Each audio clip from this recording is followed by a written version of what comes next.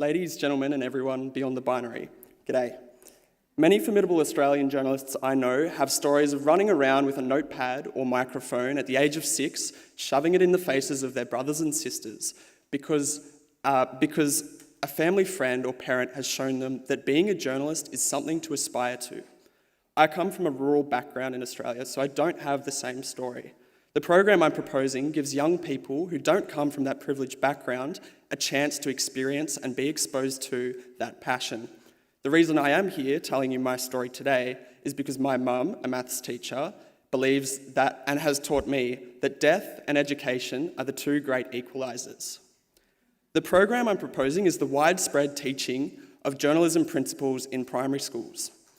I envisage journalism educators like yourselves going into classes, teaching classes about balance, impartiality, and why local stories matter just as much as national ones.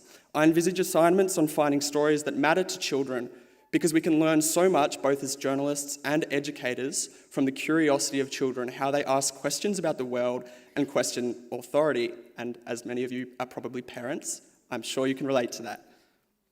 By engaging with audiences from the bottom up, we can address underrepresented voices in the media because exposure so strongly determines what young people aspire to be.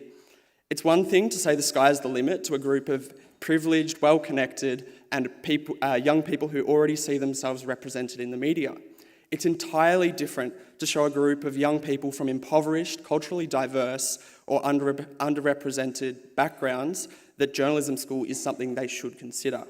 Yes, this sort of program is being trialled in some places, but not broadly nor passionately enough to realise the exciting implications.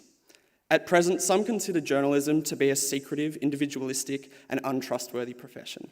But in private conversation, journalists are some of the most inspiring, idealistic, and passionate professionals I know. But for storytellers, we do an astonishingly bad job of selling our profession to potential students, with conversations tending towards divorce, alcoholism, and marital breakdown. In fact, our glamorous conference organiser, Pascal, said something quite striking to us the other night, which he tells to his students.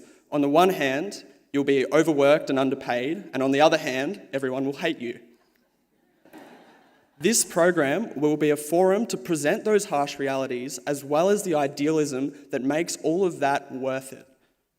If we want the best future journalists, we need to rethink our hesitance towards PR when we talk to potential journalists. Such a program would drastically change how journalism school looks and functions.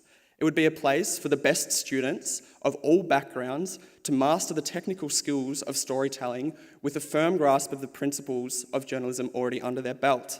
Other entrants from Oceania echoed that their future journalism school would be less theoretical and more practical. I'm excited to discuss with you all in this Q&A and after this event the exciting implications that such a program could have. But really my proposal comes down to a simple question. If you can't communicate the essential passion and curiosity that is journalism to an excited and idealistic 6-year-old, what hope is there for the future of journalism?